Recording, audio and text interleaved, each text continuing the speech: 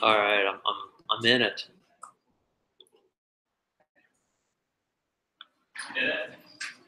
I don't know. Maybe Jazz.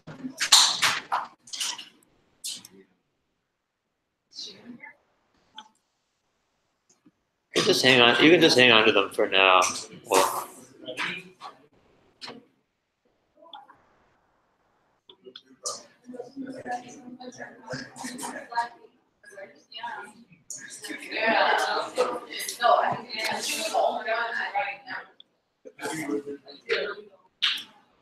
all right. Clap once if you can hear my voice.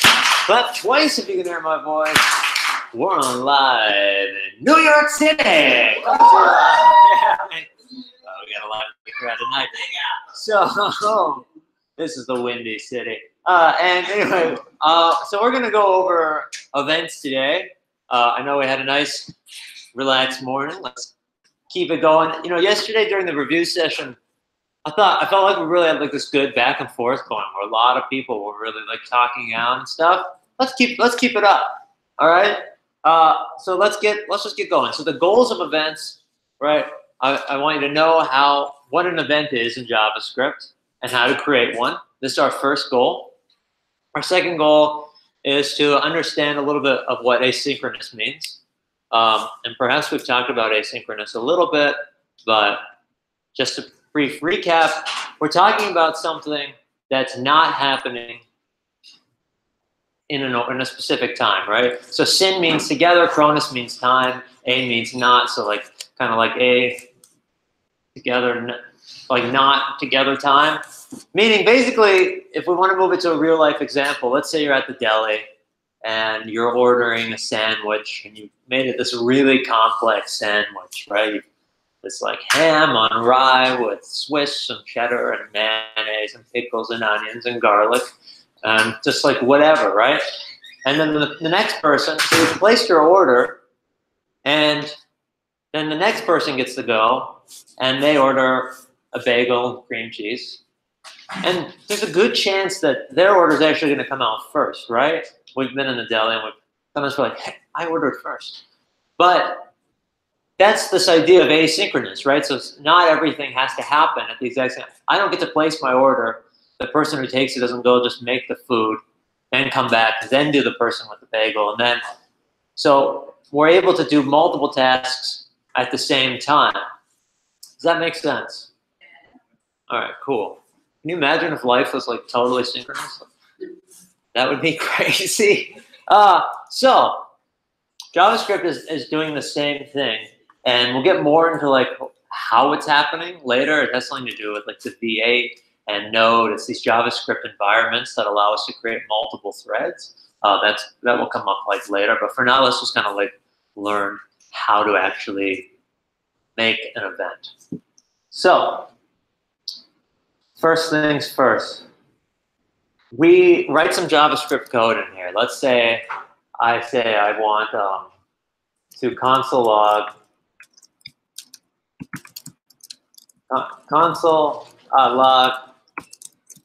the whole page has loaded, right? Okay, so I'm gonna go here. I'm gonna go back to our HTML, and I'm gonna take this script down here because we've been having it on the bottom. I'm actually gonna move it back into the head where it's typically seen. And I'm also gonna throw in debugger. How about? Okay, and here, when I refresh the page, what do we expect to happen? What do we think might happen? Give you a second to think about it. And I think I have a random name picker, actually. Let's do that. Oh, yeah. No, Issa, you were from last time. Don't worry. All right. Rerun. Kelly. Winner, winner. So if I go to refresh, what do you think we're going to see? What's going to happen? All right, we got to pay attention. So we've currently got in our JavaScript file this console log and then debugger. we're linking to our JavaScript here in our script tag inside of the head. And then we've got the rest of our HTML. So the question is, when I go to refresh, what do we think is going to happen?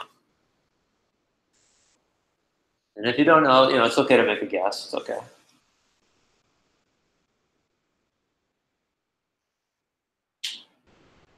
Well, what do you think could happen?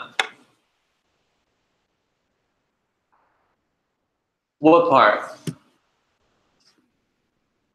So she says, yeah, great. So she says the console log is going to print out, and then we're going to hit the debugger, but we won't see anything on the screen. That's more or less what she's saying. All right, so let's try that out. Let's see what happens. Oh, hang on. That's okay. So refresh. There we go. So we've seen now in our console, it says the whole page is loaded. We've hit our debugger, as we can see here, but there's nothing visible. So Kelly got it right. Great job. Why?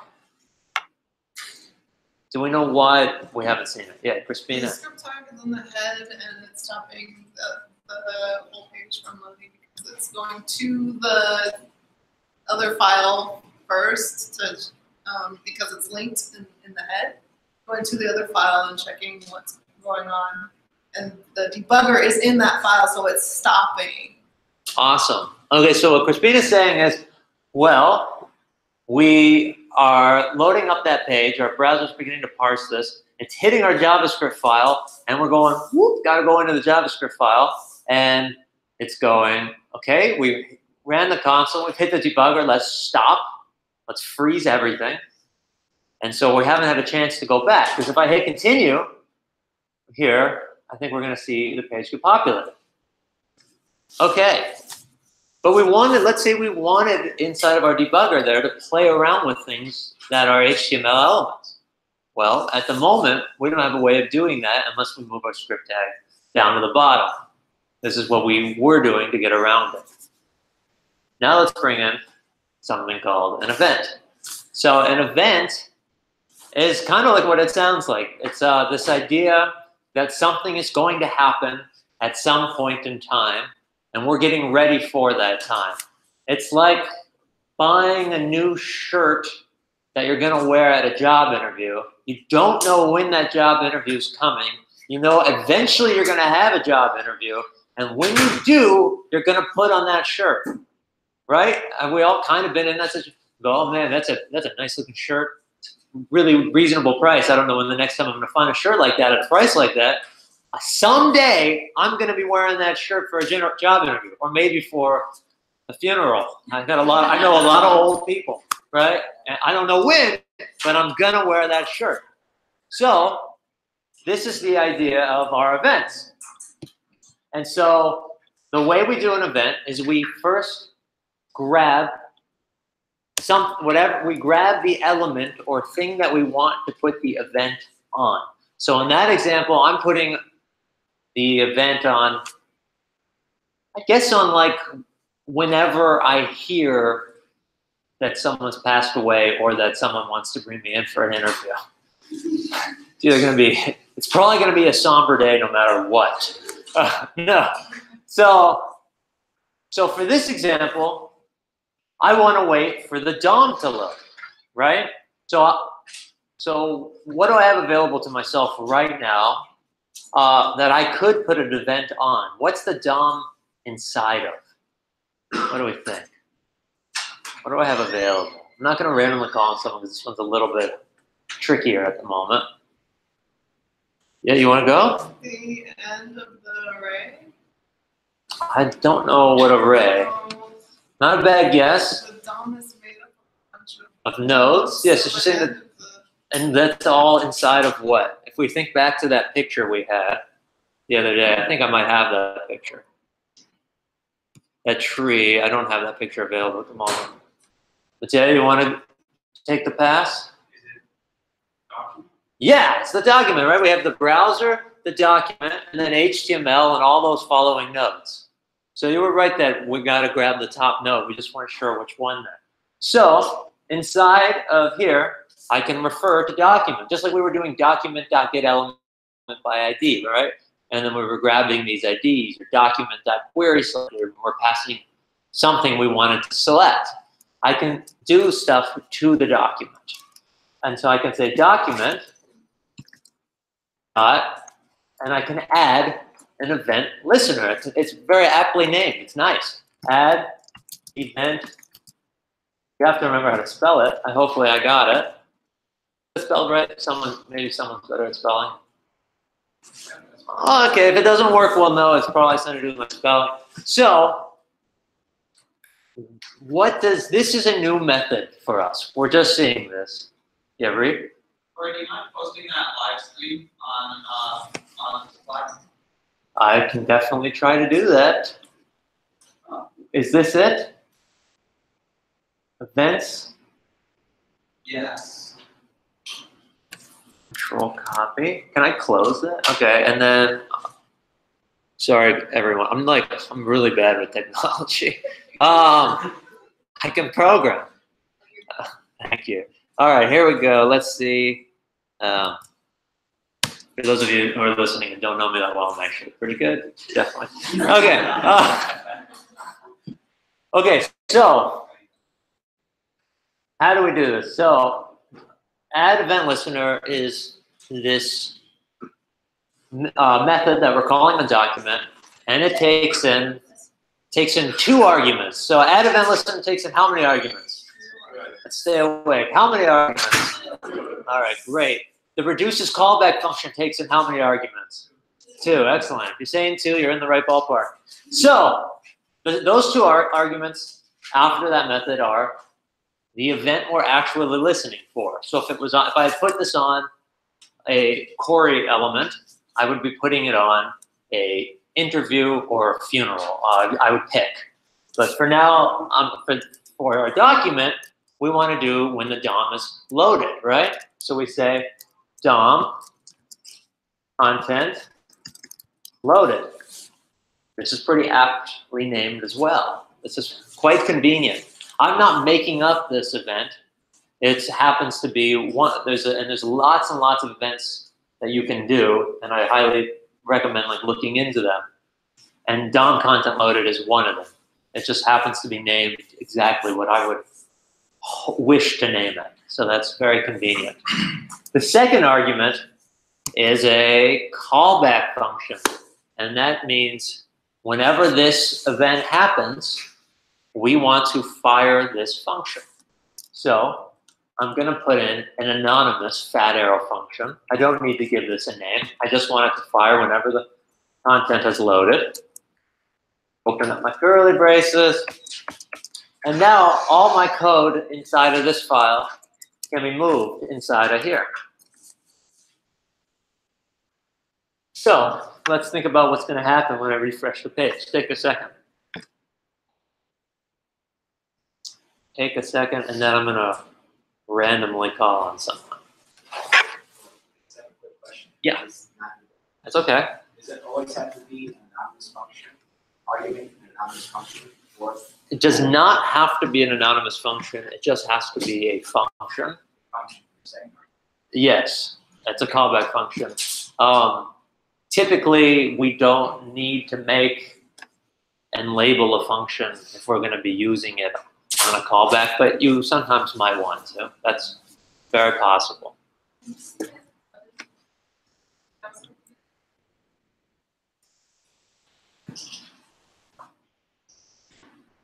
All right, are we ready? Are we ready to see who's the sorting hat's going to pick? Jonathan Bain, Gryffindor. What do we got here?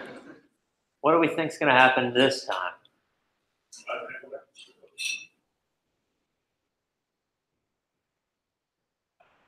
All right, so I think it's going to look for the first argument or first parameter that you passed in.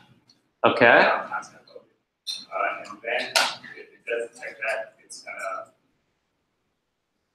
to hit the console and then it's going to stop afterwards. Cool.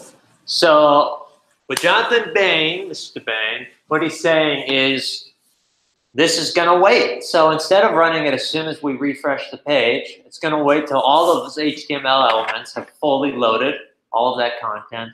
And then once it has, then we're going to run this. Okay, I think that's a pretty reasonable assumption. And let's see if JavaScript's reasonable today. Ooh, it is. See, we've hit the debugger and our HTML is currently there. That's a huge win. We've console logged again. The whole page has loaded. And we actually have access to things, right? We can actually try things. I could say document.get element by ID, and I think I have an element called welcome, if I'm not mistaken. Yeah. Got inner text, right? We've seen these. How exciting. Are we keeping up? Yeah. Getting mostly nods. A lot of just thinking about that Sabrina the Teenage Witch episode I watched the other day. Thank you. We're not. The UN content loaded, so that's like a keyword. Yes. That's a very specific thing that is happening. It's actually a keyword to land the page, finish loading, and do the following. Exactly. So we're not saying, hey, so DOM content loaded is actually some sort of special word that's waiting for everything to load, and then we're going to fire off the callback function? Absolutely. So some of the other events that we can listen to click, we can listen to mouse over, we can listen to mouse out, we can listen to key down, key up, submit. We can listen to like a bunch of different events, and DOM content loaded is one of them. Pretty much just for this reason, as far as I know. It's safe to say that the left argument is always going to be a keyword. Always like, always got to put there something that. Totally. Yeah, I think there is a way to actually write your own events. Not that I've never had to like do that, so I couldn't tell you off the top of my head, but I've seen it done by like the Net Ninja on YouTube. But you can write your own events, but it's safe to say for an extremely long time, whenever any of us are writing at Eventlistener, we will be writing one of these keyword events that we have available to us that's been built in. Yeah, that's a great observation, and that makes sense why it's confusing. She's saying that, like, hey, notice the syntax here, that we're putting this event as a string. So that's something to be aware of, right? We're not making up a string. This is an actual event called this string. It's a little weird, but hopefully we'll get more used to this. I actually know for sure that we will. So hopefully you're following along. Can everybody do this? Has everybody done this yet? Okay, well, if you haven't done it, let's take a minute. Let's see. Yeah, let's see. I think there might be even a. Yeah, let's just take a couple minutes to be caught up. Have written one of these out yourself. Have it throw a prompt that says, hey, look at the page, what do you like, or something.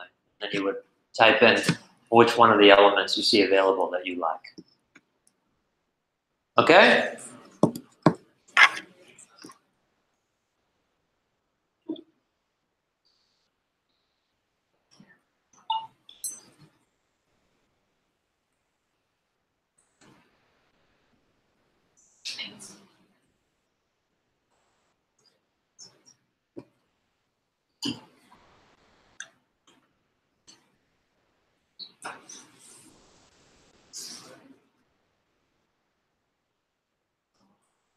Try to write it first, not look.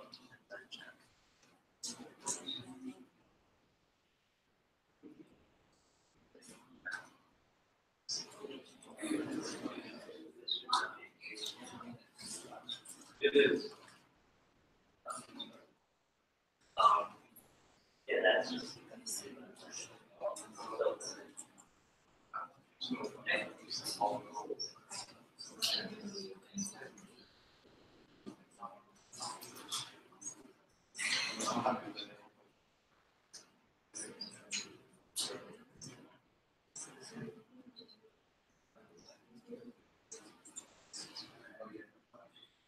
Just like very.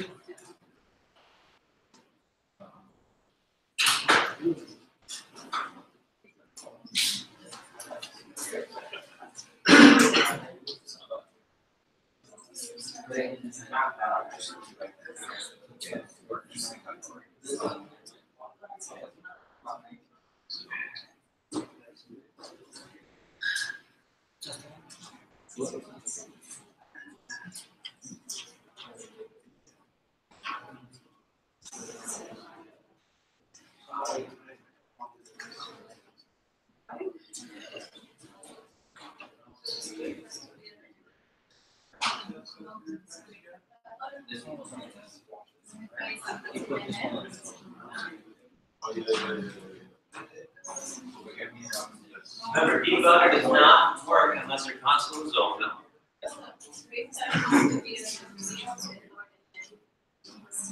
For this one, put this script tag at the top so that what you're seeing will get Start the bottom. and in the head.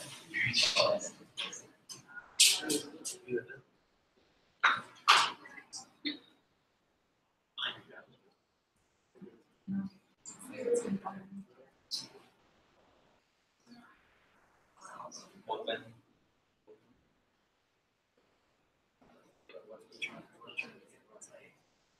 Open page. And now over it. File name. Issue.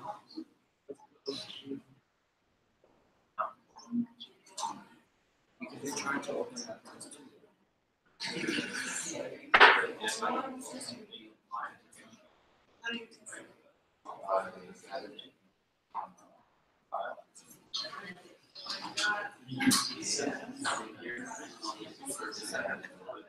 That, right?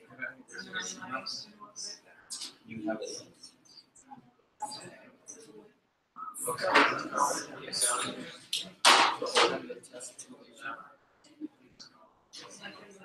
You could from your channel.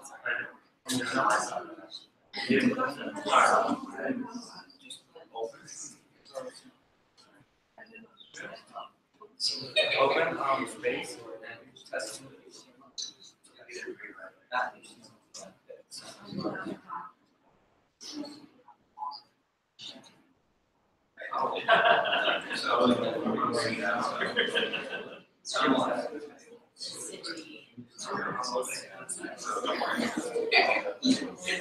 Am I? Yeah. This is personal. So, person does is you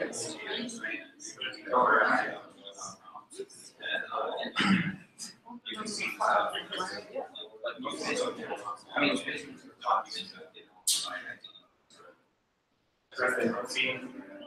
copy the order, you can see this stuff.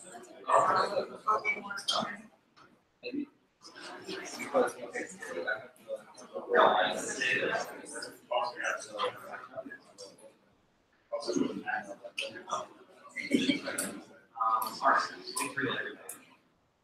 okay, I did it, but it's not. That's. So it seems like.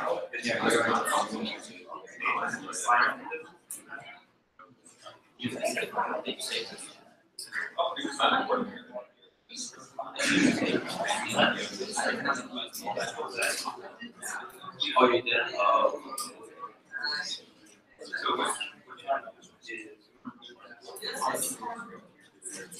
So then, yeah, just copy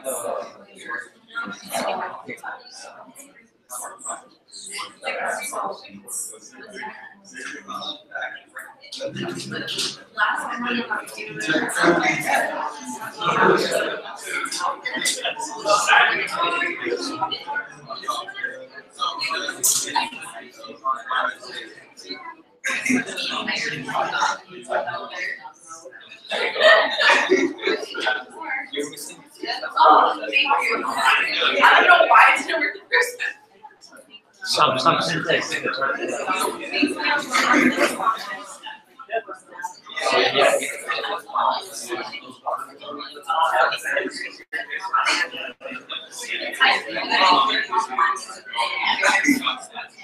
All right, we just exploded into conversations. Clap once if you can hear my voice.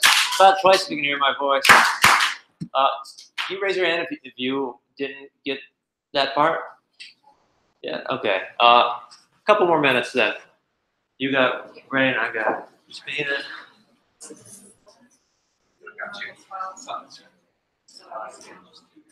New boss. So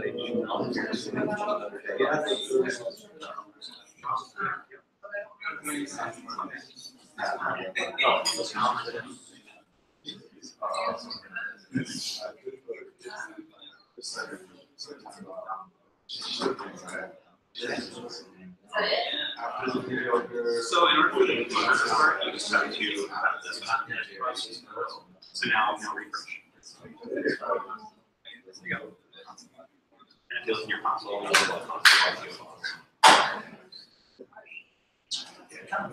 Yeah, no, it's just the debugger requires you to have this area open.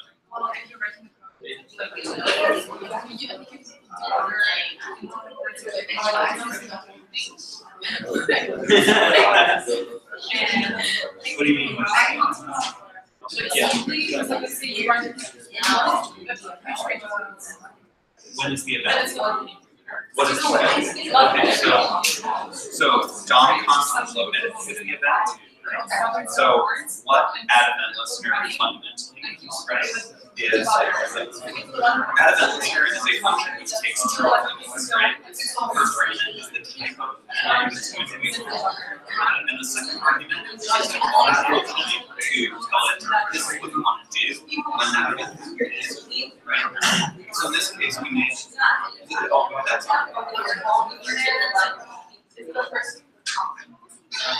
no, so the first thing is DOM content loaded up here, right? So two arguments, right? This string that tells it when the event needs to happen, right? And this function, this whole big function right here, which says here's what we want to do when that event happens, right?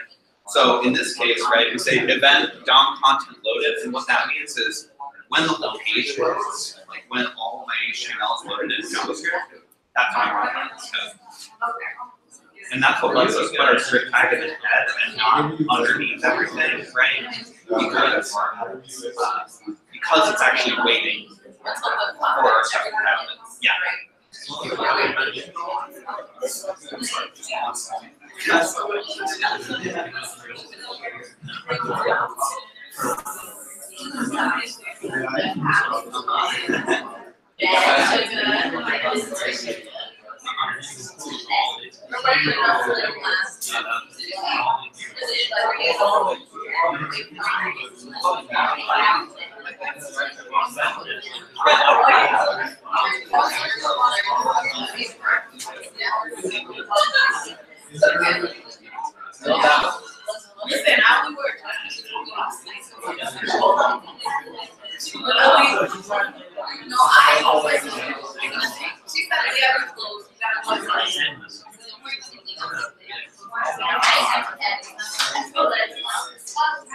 No, you aren't.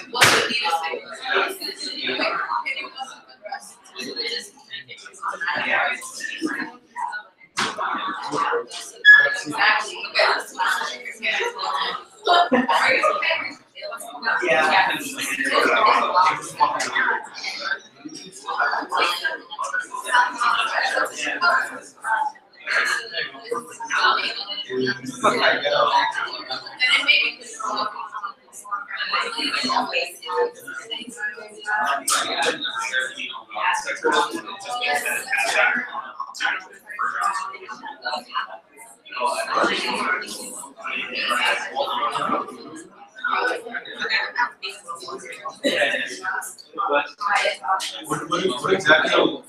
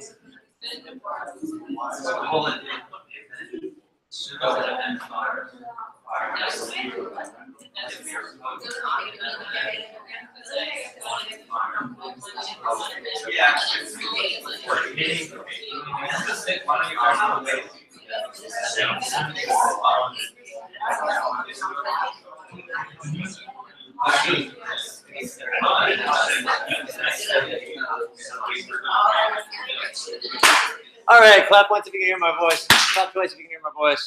All right, we got to keep going. All right, so here's a little fun thing. Hey, clap once if you can hear my voice. Clap twice if you can hear my voice. Okay, cool. So, fun little. Let's check our understanding here.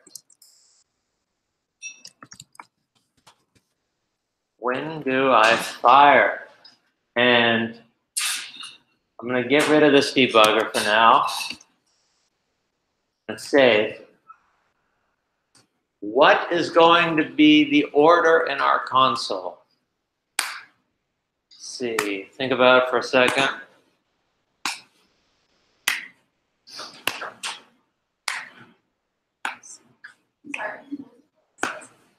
I'm going to reload this page in a second. I want to know what the order is going to be in the console. I'm going to randomly pick on someone, so everybody should. You want to get? Sure, all right. Well, I won't random. Let's go. Let's make the guess.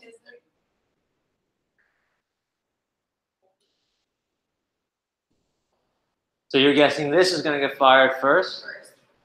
Okay. I think the when the fire is going to be first and then it's going to be the rest because the when the fire is part of the content should be loaded first. And then after it's loaded, the full page is loaded. Cool. Okay, I like that. Newly? Renat hasn't said anything yet. It's all right. We've only been known each other a couple months.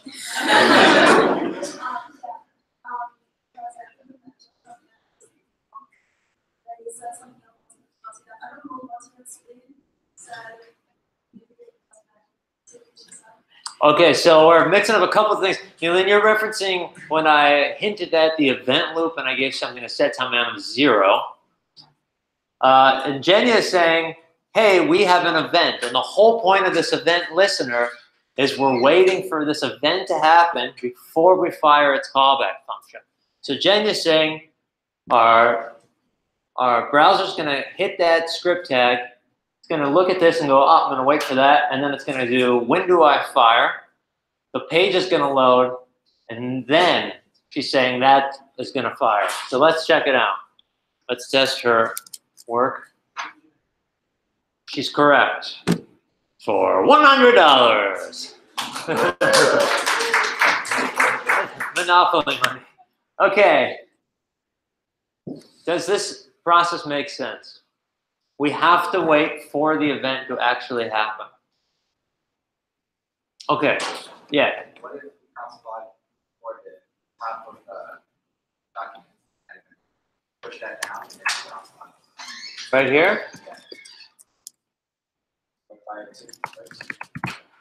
That's right. This will fire first. And then we get when do I fire, and then we're still waiting for the page to load. Interesting. So we can do events on other things too, right? I mean, this is one event. This is fire when the page is loaded. But let's say I want to do something when a button is clicked. Let's say I want to change the background or something to a new color. I can go into my HTML file. Let's change things up a little bit. I have a div. I don't need a name for it. I'll give it a heading.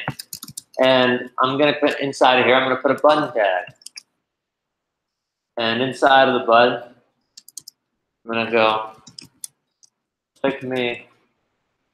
I promise I'm safe. Okay, we've got a little button that totally looks trustworthy. And so I can say, all right, let's check this out. So I'm going to remove all these random console logs. Oops. And I'm going to actually grab, I got to give myself a way to grab this element. So let's give this an ID. Or should we do class? What do we want to do? I'll do an ID. Okay, class. Touch me. I mean, sorry. Touch me. Okay. Perfect name. Very good. JavaScript names don't matter at all, obviously. No, definitely work on the naming, but we'll leave it at that for now. And we'll say, all right, so we'll say let button down here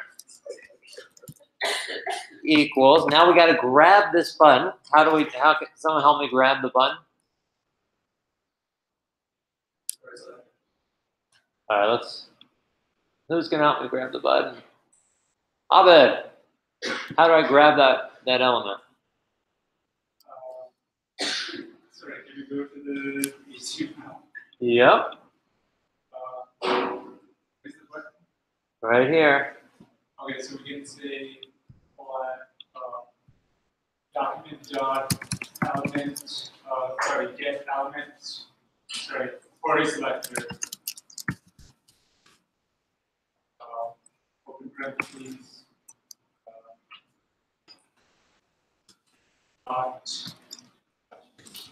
No, that. Okay. Cool.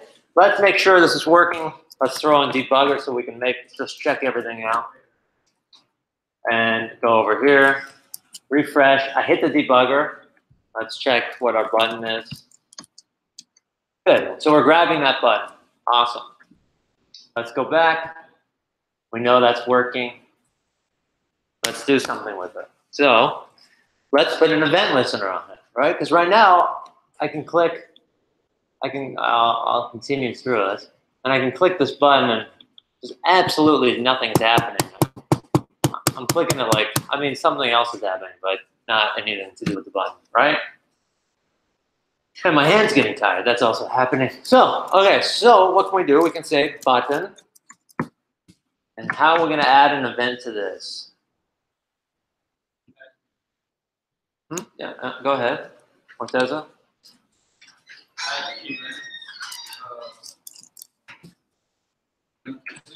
Listener. Perfect. So on the click, what's an event that might make sense?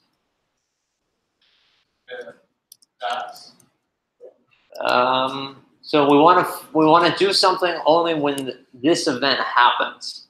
So we say I'm going to click on this button. What's our intuition say? Maybe click? On click? Yeah, let's try that. So let's first just make sure this is working.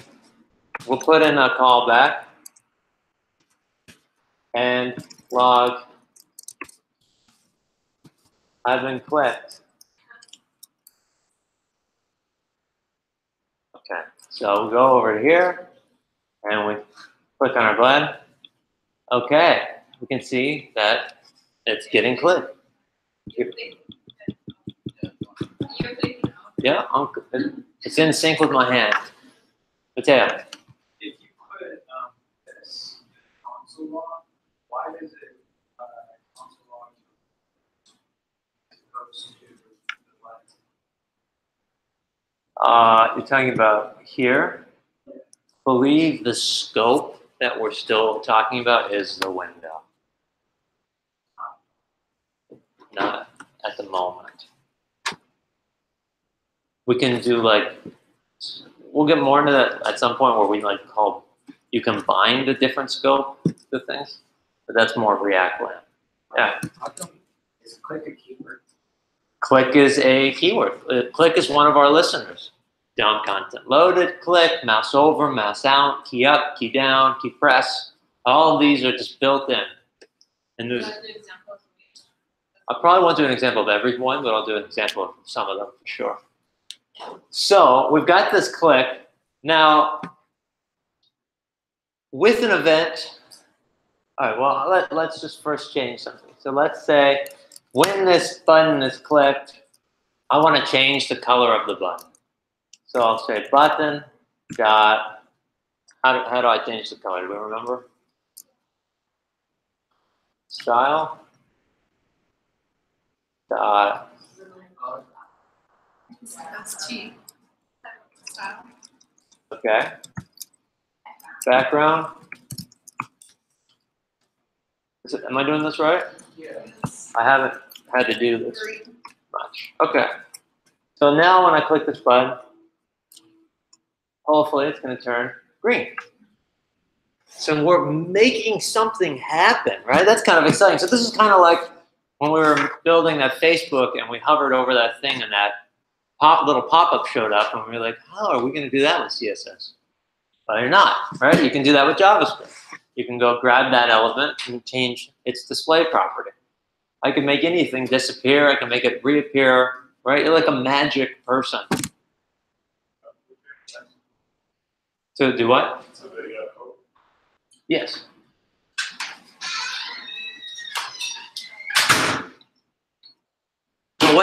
So let's walk through what's happened here. We've added an event listener on the entire document that's waiting for all of the content to be loaded before running the program inside. Once our content loader has happened, we're firing off a callback function. Inside of that function, we are grabbing one of our elements, that's a button. We are adding a listener specifically to that button. And when that button is clicked, we're firing off that event or that callback function, which is we're just changing the color of that button. That's it. Are we adding the event listener inside the other event listener? Or we can grab the button? Yeah. So typically when we're going to be writing in these, we're just always going to be starting off our code with this, and then just everything we write is going to be on the inside for the most part. That's going to be like our standard for now. And so, yeah, you can put events inside of events. That's totally cool.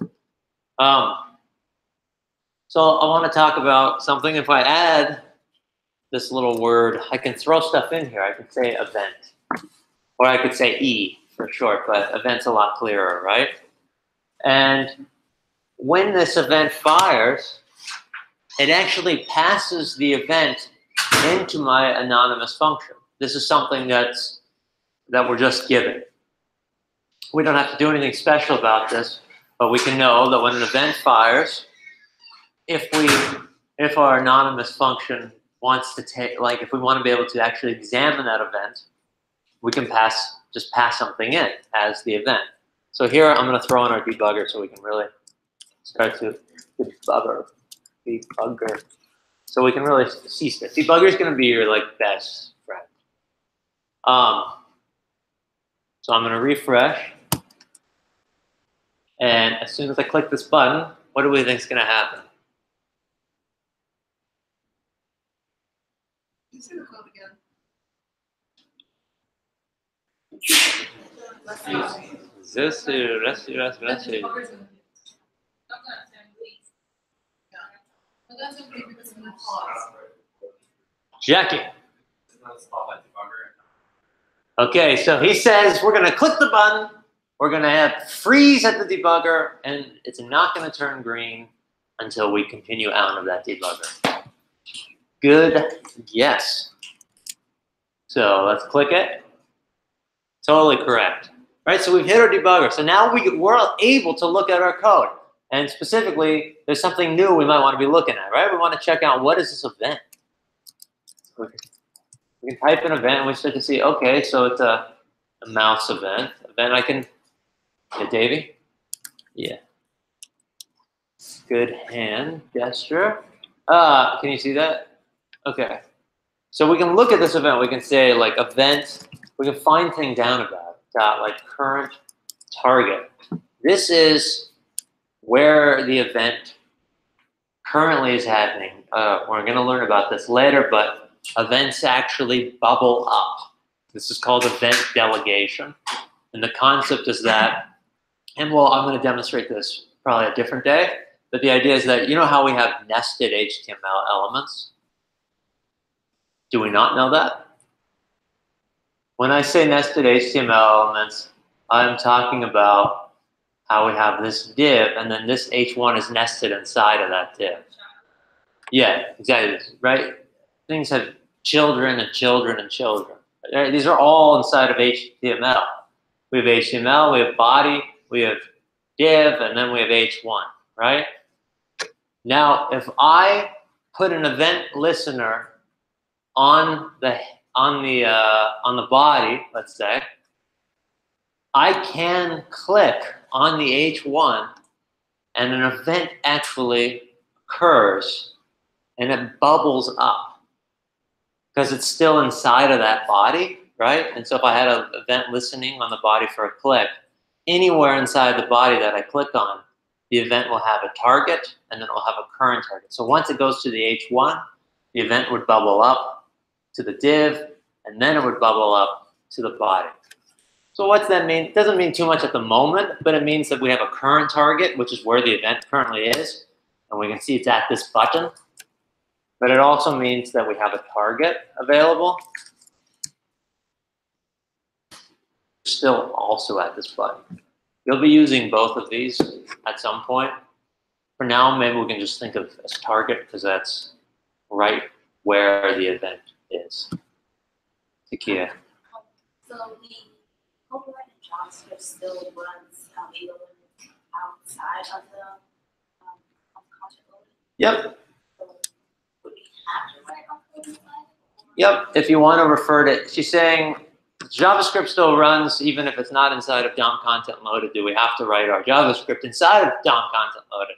And I'm saying, yeah, if you want your code to do anything to do with the DOM that like is going to be printed out, you have to do it after because you want to make sure all those elements are there. Otherwise, none of them will be printed yet. Dave.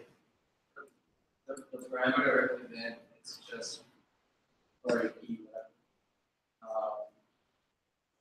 Just refers to being called on. This refers to the actual event that has happened. So the event's target is that.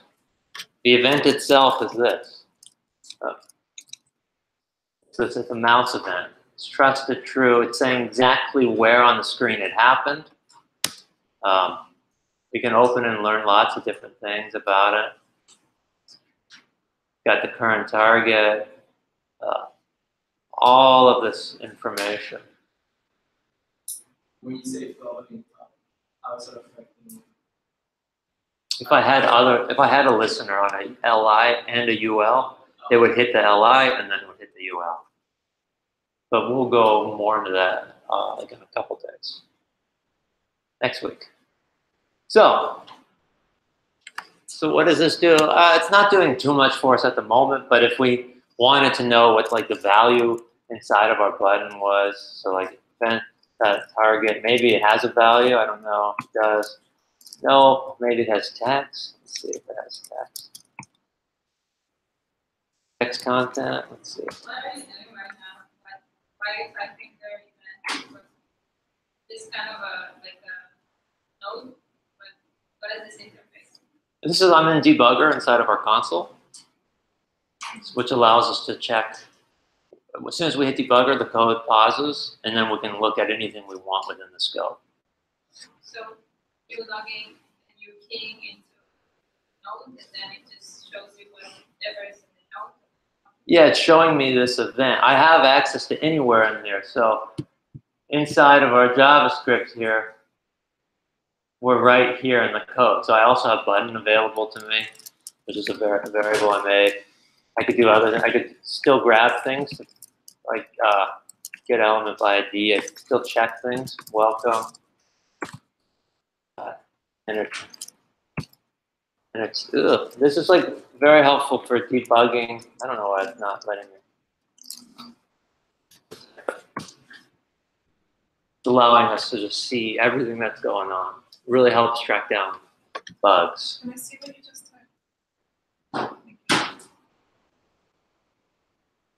We have the ability to type pretty much anything in here just to check it out. David.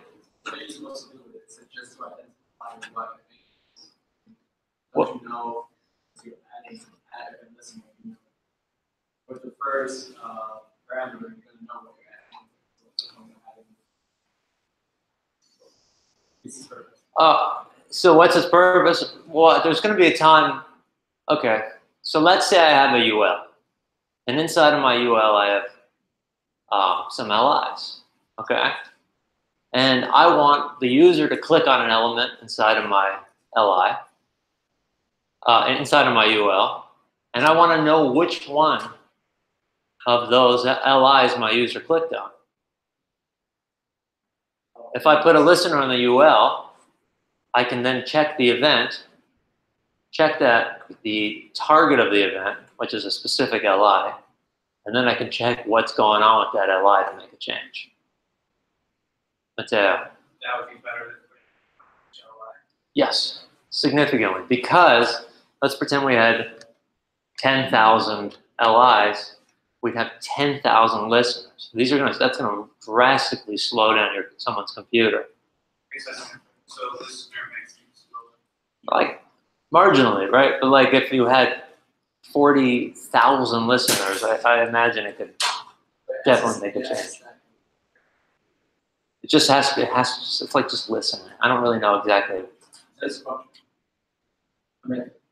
Yeah, it's happening on a separate JavaScript thread, which we'll get into with the event loop. Johnny? Kind of what they're talking about. I can't picture just having that giant, like you said, having 1,000 event listeners, having one event listener for all of the lives. Yeah. I can't picture that syntax here. Oh, we're gonna get into that next week.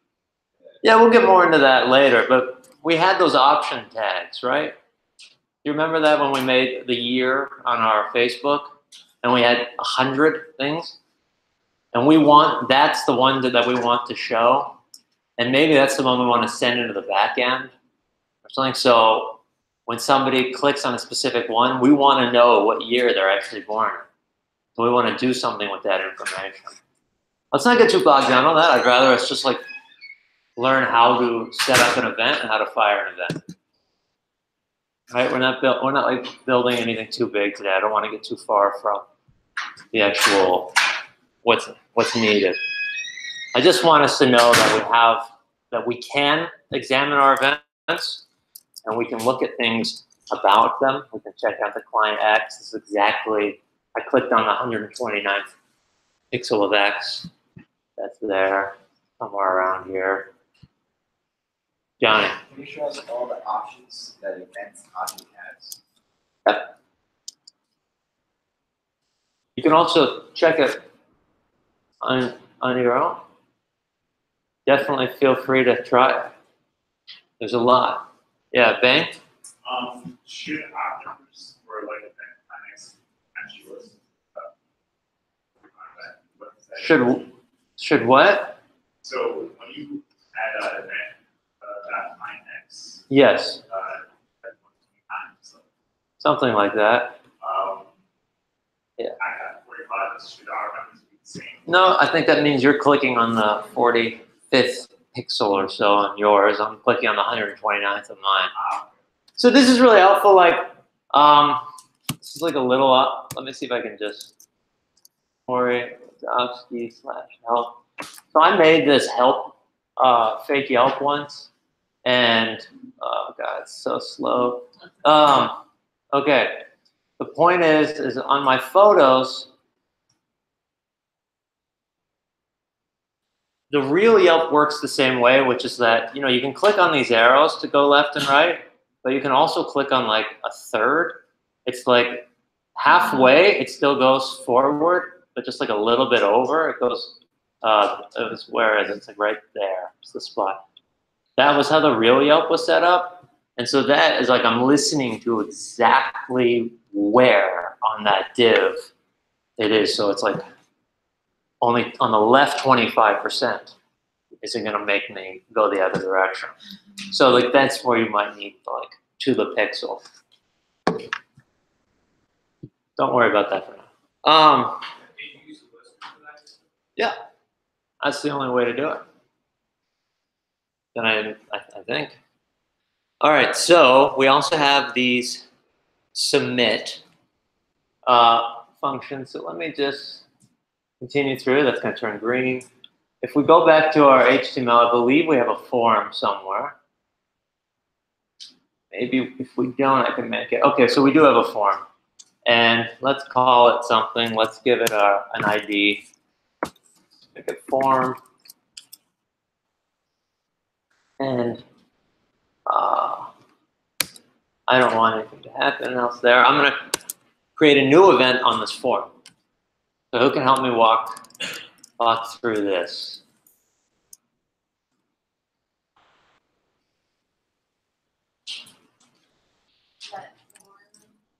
Great.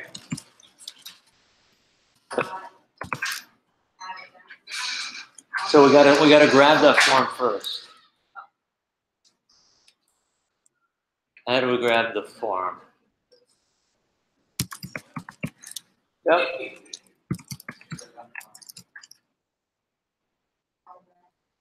We gotta actually grab the node. So it's pretty much the same thing. It's all right. So we gotta actually grab that element. So we gotta go in and select it first so we can put our listener on there. Yeah, perfect. Query selector. And we're gonna pass in the ID, right? Not like that. That's like a little add-on thing. Okay, so now we have our form. Now we have the form node. So we can add that listener to it, which is what Nikki was trying to get me. Let's do it, because now you got it. Yeah, you got this. You said it a second ago. You said form dot. Perfect. So let's give this a different method. Let's say submit. Oh, back to Davey real quick.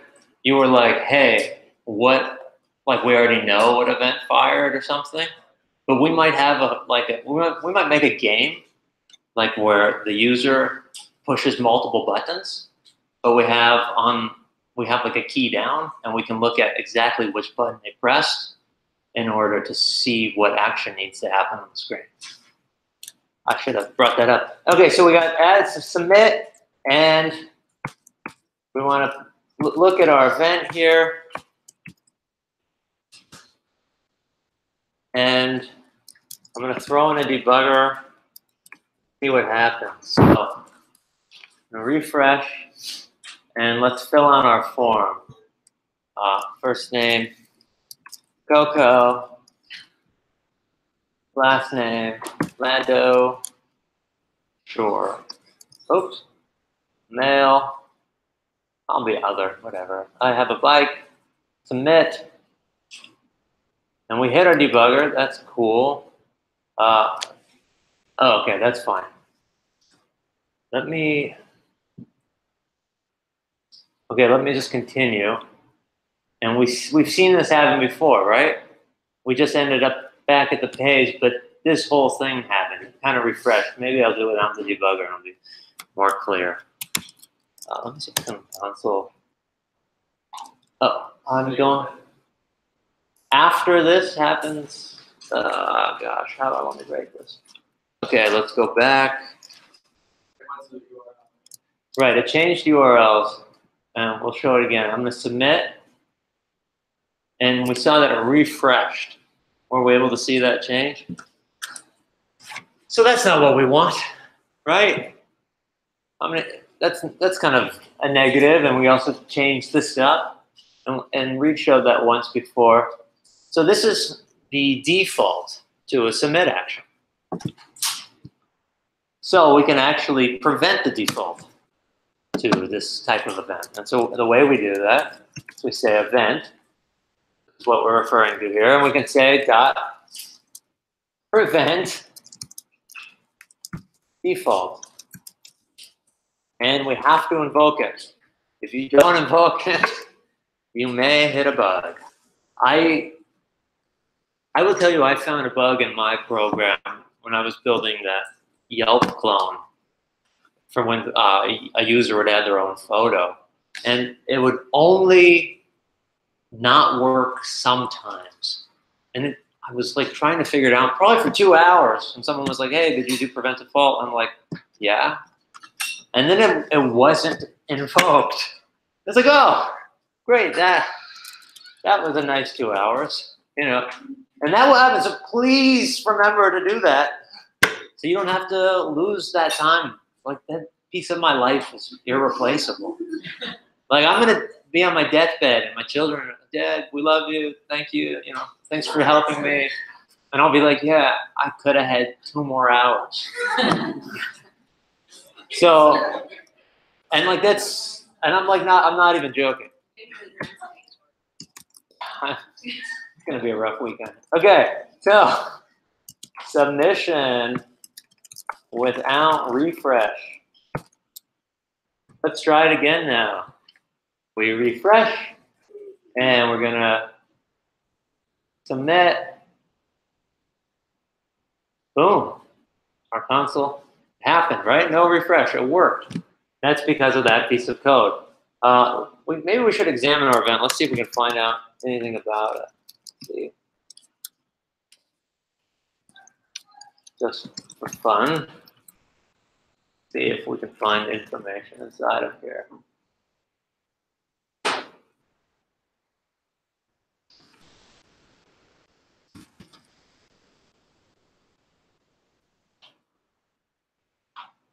See if we can find it.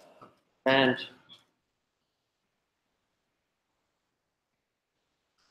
let's see, event target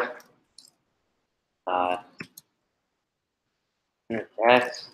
See, we can actually see some of the text inside of there. I think if I had put values in there, we could have seen like what the actual value is. I don't totally remember. We don't need to learn how to do this right now. I'll brush up on it when it's time to actually learn how to submit events, but you should know that you have to do prevent default. Yeah, Mateo. Yep.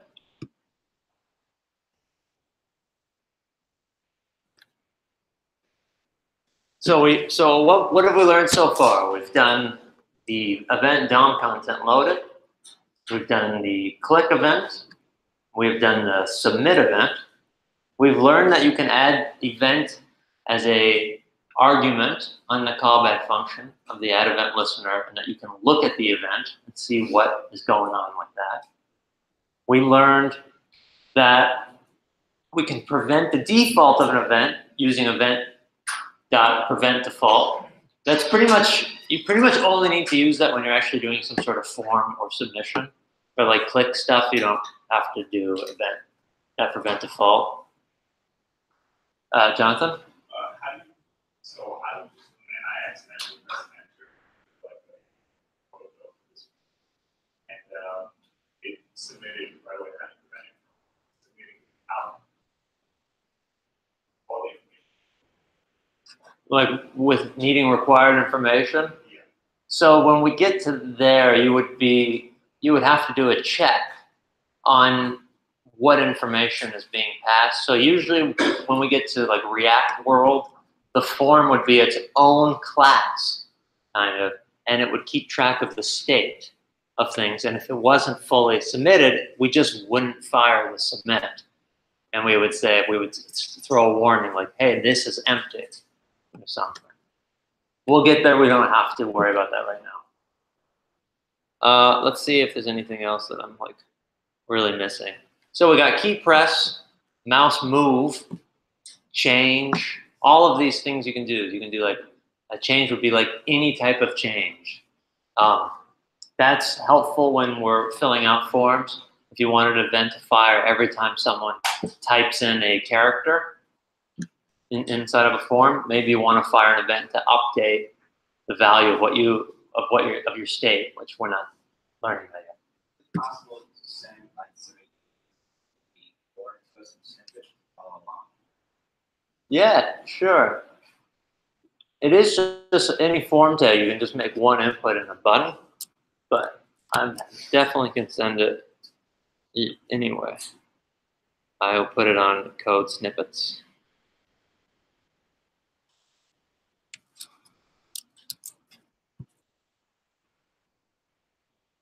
Okay.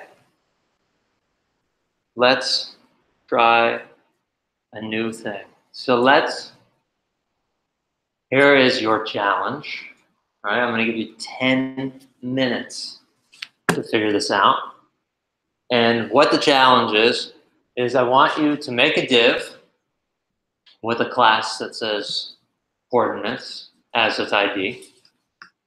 I want you to add a listener on that class that whenever the mouse moves, I want it to update the div to say X and show me exactly where the mouse is, Y, show me where the mouse is on the XY coordinates.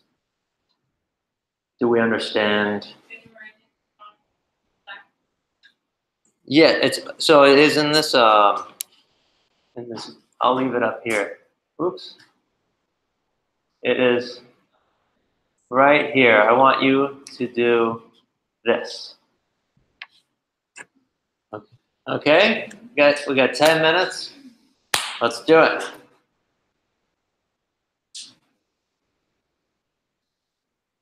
If you don't know where to start with adding an HTML div.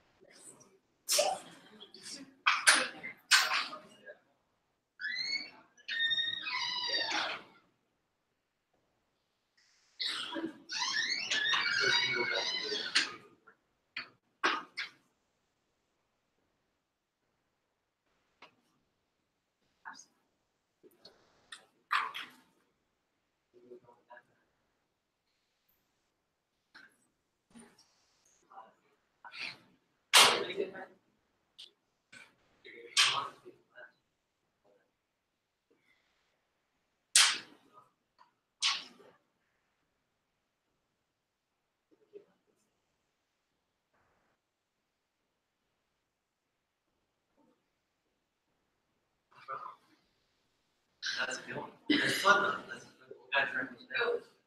it's not so bad, right? It's kind of fun. It's fun to debug. It has to be. It's not fun.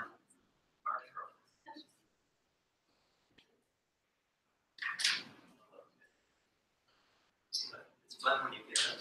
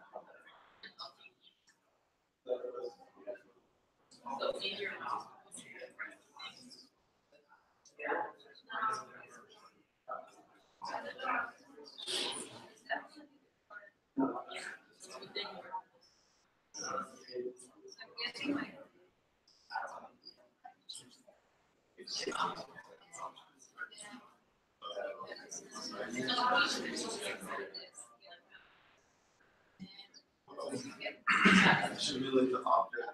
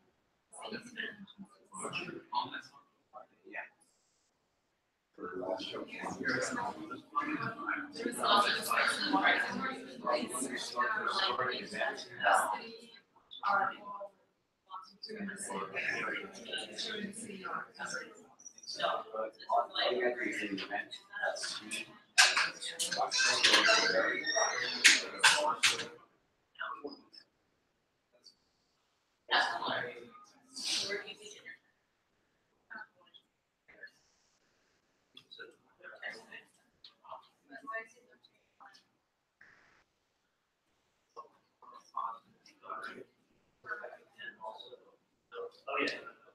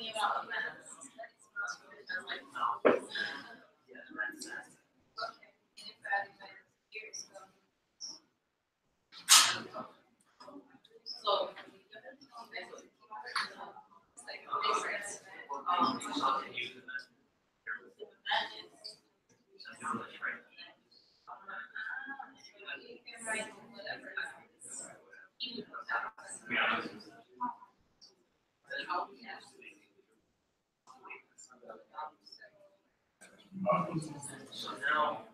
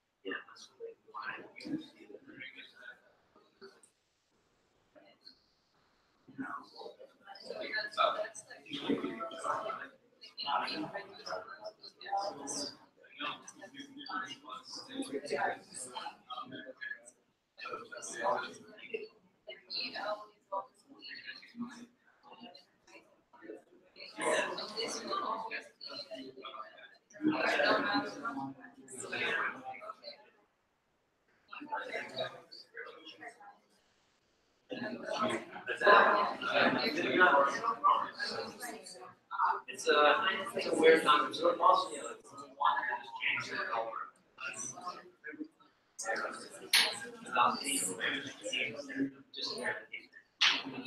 So that's why we.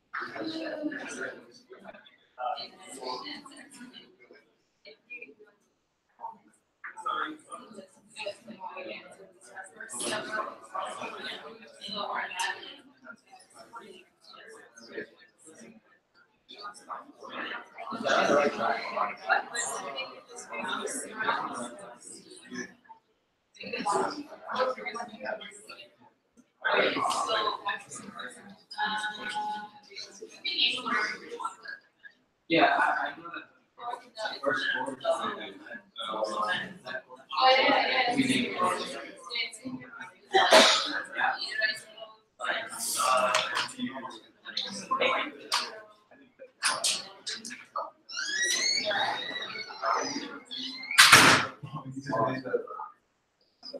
The thing that I found.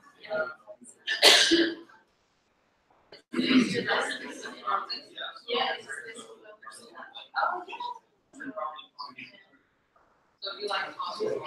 So if you like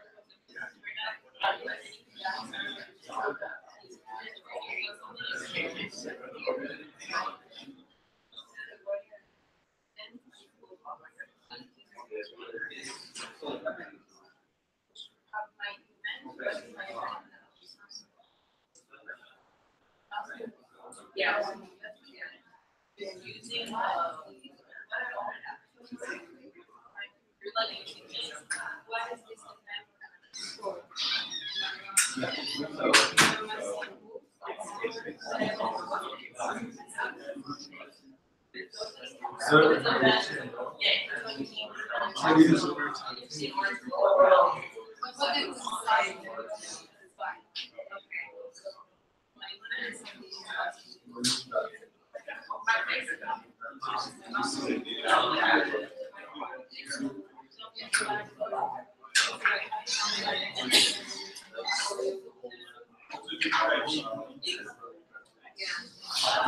is this?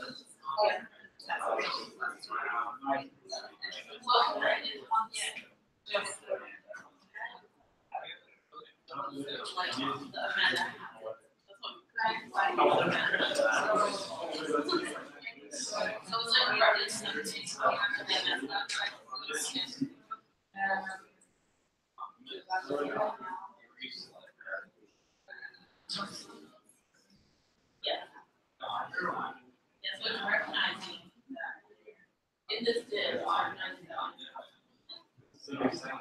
It's this thing, so it can feel, right now, there is no signal.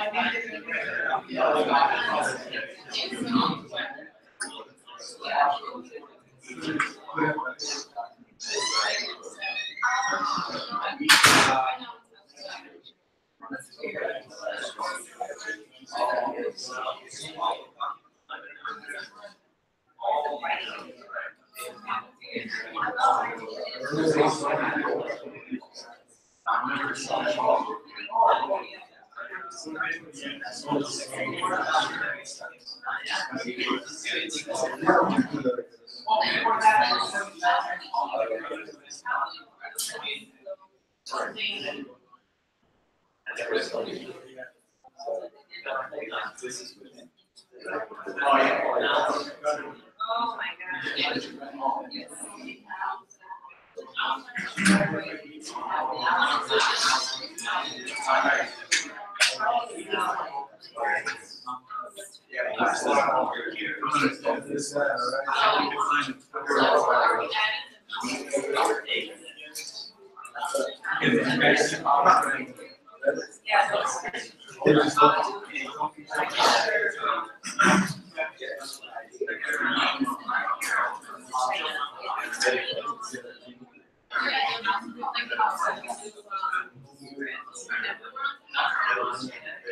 Oh, I think I just realized.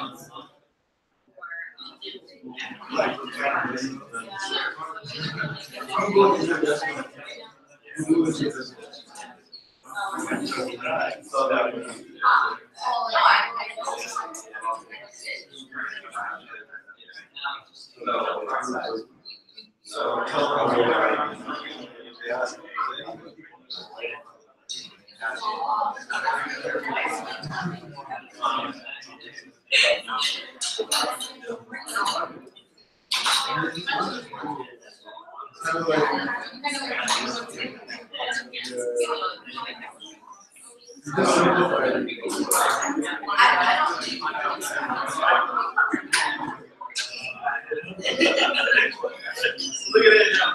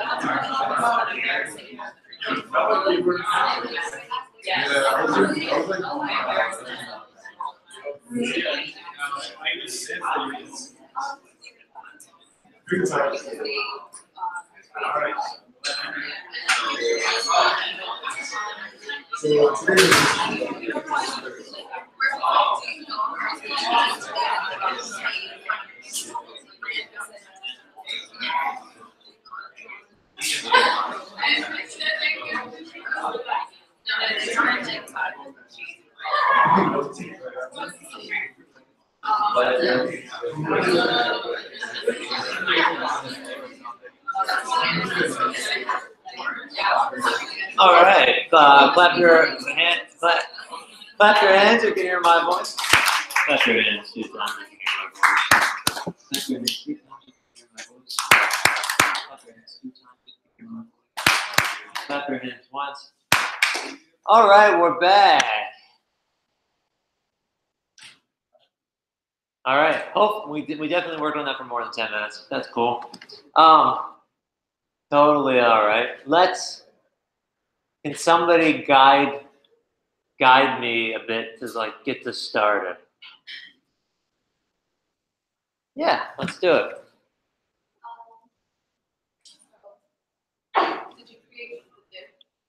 So I'm gonna get rid of this. I'm just gonna delete it. Okay. I have not. That's a great idea.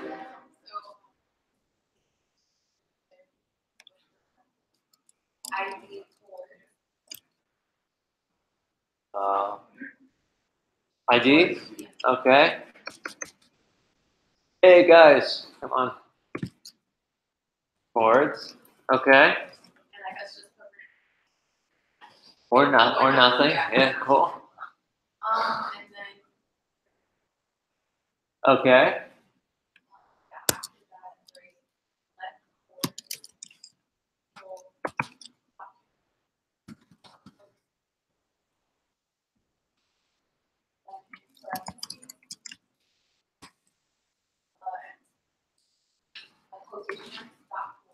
Cool. Wait, dot or a hashtag? All right, cool. Okay. Excellent. She's a stickler for syntax. I like it.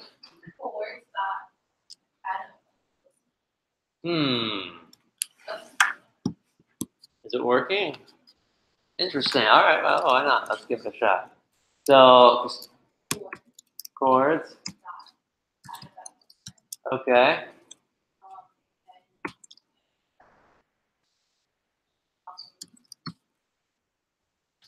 Bounce move.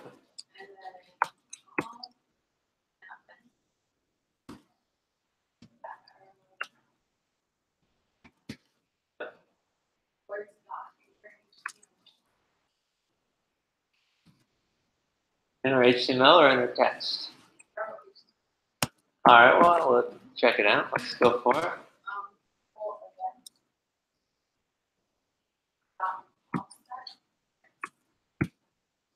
Offset. Okay.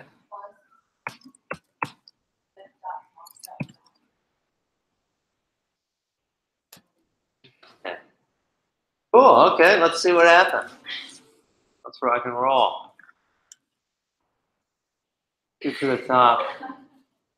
So maybe I didn't save everything. I think I did though. So it's not working for me. It helps if you put some text like coordinates in your div. Sure. You will have that box.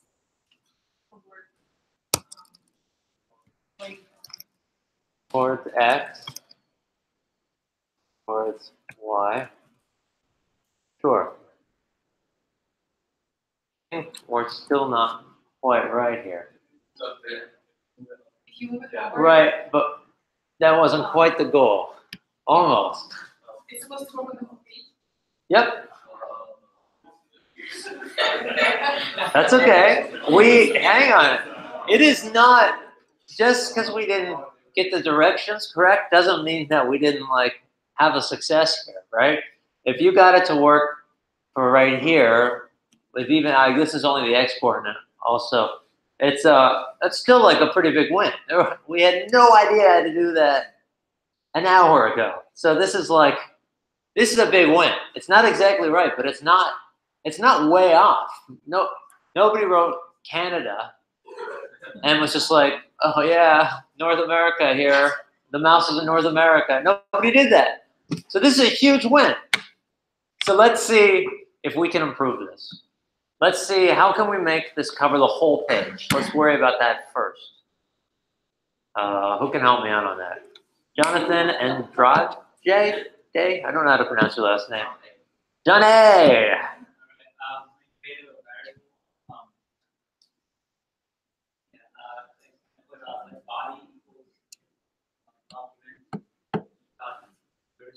So that's only going to work for the body though, right? Let's see how we can do the whole page. I like that. I like that try. Jackie?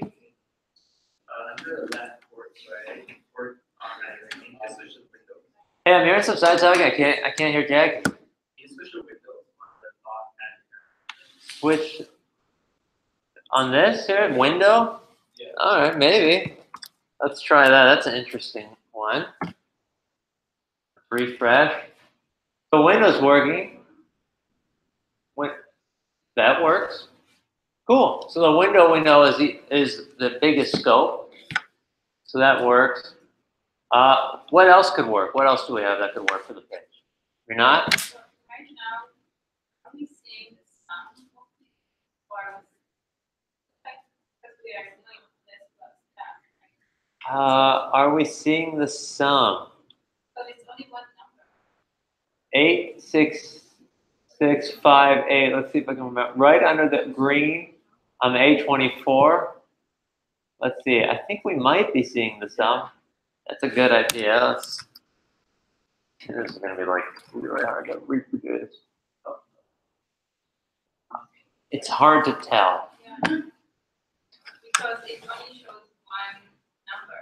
Right. What if you put it in the Interpolation. with the Oh. dollar sign? Okay, so we can move on to that. I just want to also first I'm going to come back to you, Jenya. I want to see if we didn't want to use window, what else could we use? Jonathan says we could use body. Let's also try that because I didn't do that. We should do it anyway. We got body. Body's not defined.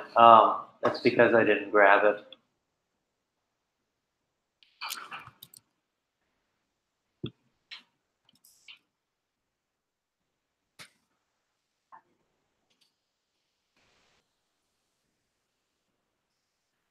Okay, ugly thing there, but it should work.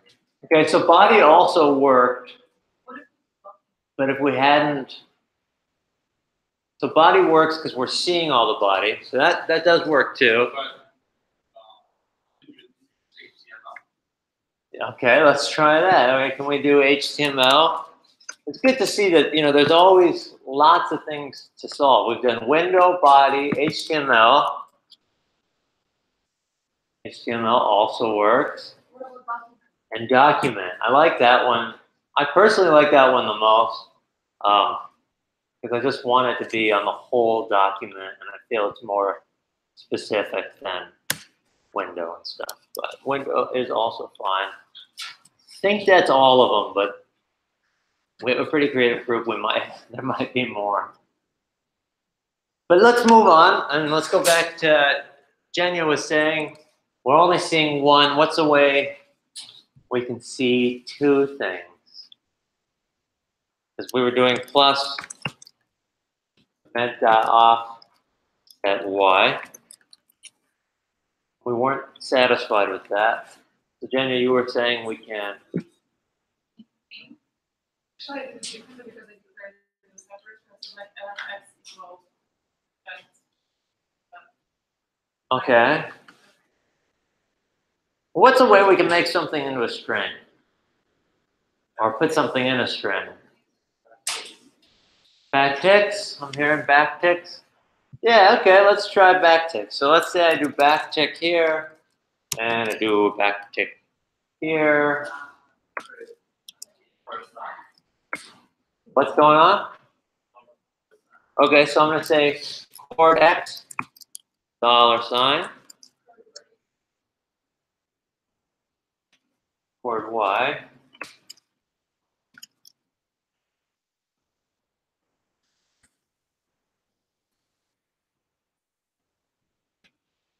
I don't know where I went. What? There it is. Okay. How does this look? How do we feel about this? Is it going to work? Hand up. Well, we got a lot of naysayers. How come? Can we have some of the reasons why we think it might not work? Or did we just not want to raise our hand? We just want to try it. It's good. It's really good and really helpful and important to think what's going to happen before actually testing it. Because part of that practice, of that mental trace of things, is super, super important to helping you with debugging, understanding your code. Because if we just try it and we just go, "Oh, it worked," we might not actually understand why it worked yet.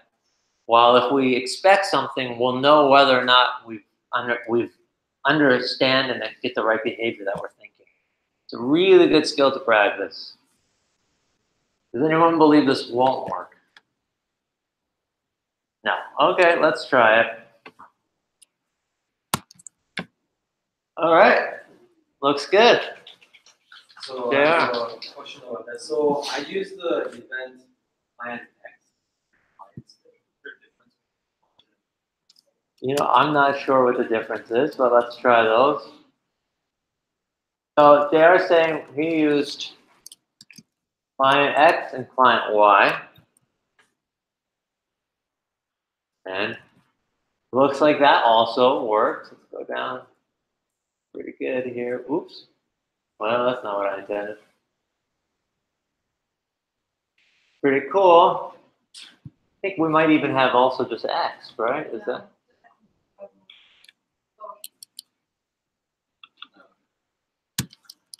So our event has some repeat information. If it was super duper important to know which one specifically, you might want to look up the difference. And if you do, post it on the Slack channel. That'd be really cool. I personally don't know either. Haven't needed to use that too much. All right, so yeah, Leo.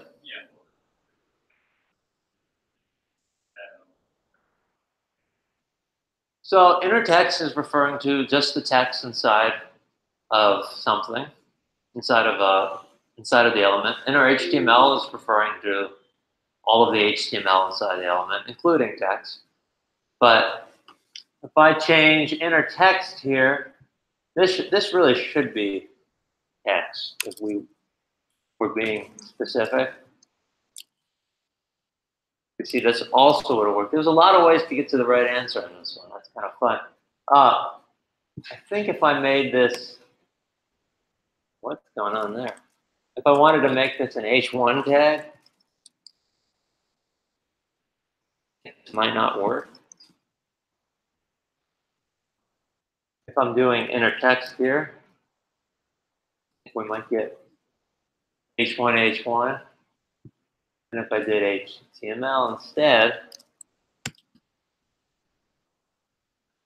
think it's going to work. So HTML, inner HTML is interpreting things as HTML. Inner text is interpreting things as text.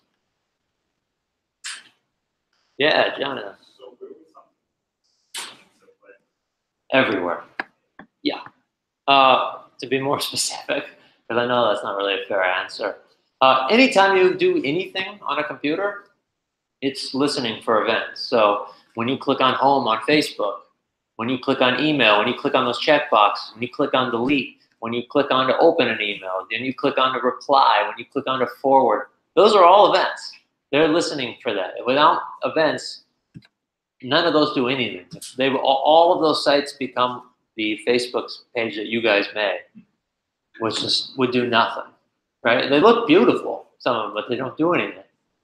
We need that JavaScript to power all of the functionality.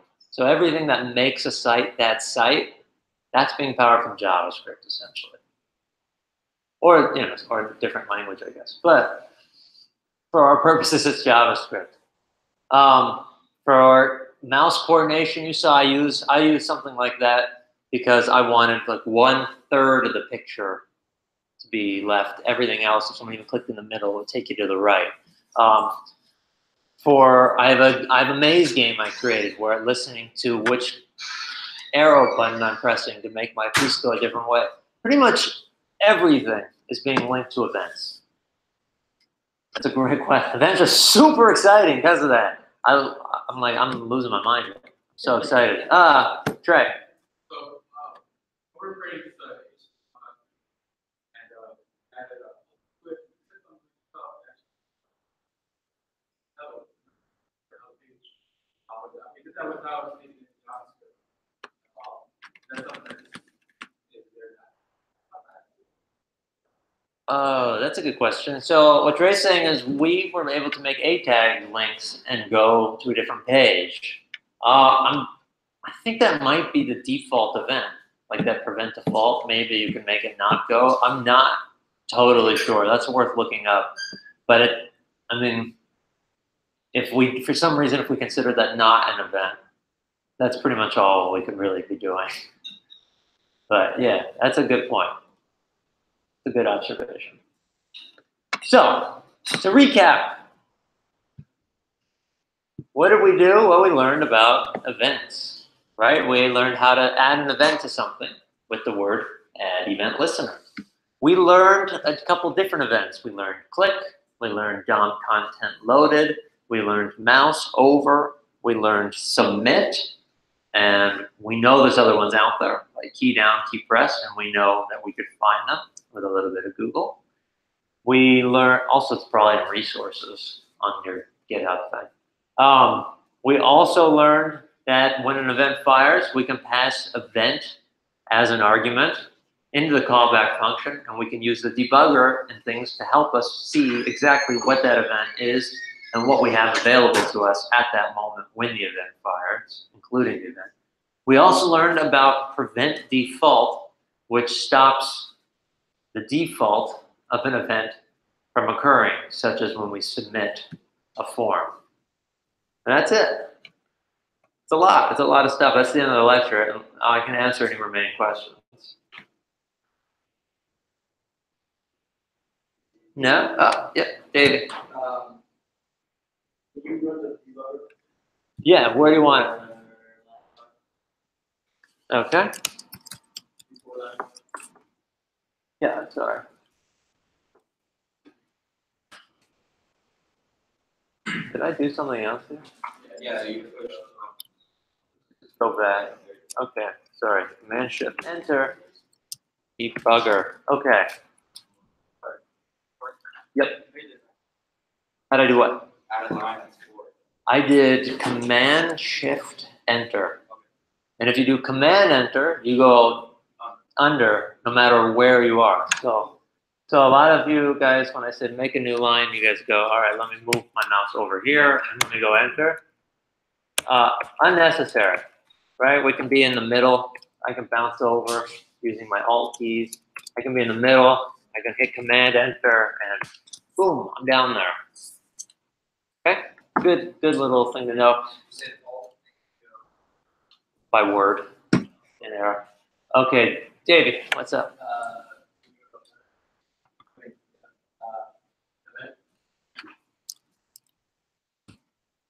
Yep. Mouse over here, just For whatever reason, I was trying to key into that object. Mouse event is the name of this object. The name of that object. I believe. Why can't I do what? Mouse event. Because we've called it event. It's just a mouse object. The name of it, we're giving it as event. I wasn't sure. Use event. It's just saying like this whole, kind of like when we made our classes, right? It would say like, and it's like a cat object or something. But like if we had a name for that cat, like Kittykins, we would still do like Kittykins.meow. I had a cat named Kittykins and meowed a lot. John. That's what I wanted to understand. Like you would do mouse move, and then the next argument should be whatever you like to name, as long as you keep that same name, and dot line X or dot line Y. That's right. But it's good to use the word event because it's clear that that's what's getting passed in. If we use something else like hammer time or something, the next person who reads your code might not think you're funny. They might go, what is hammer time? And you'd be like, ding, ding, ding, ding, you know. So we want to use event. Sometimes people use E. That's often accepted because that's, it's an event. E. I use E a lot.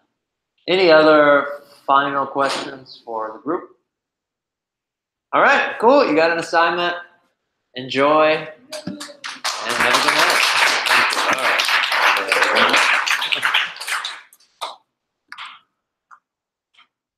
How do I stop this?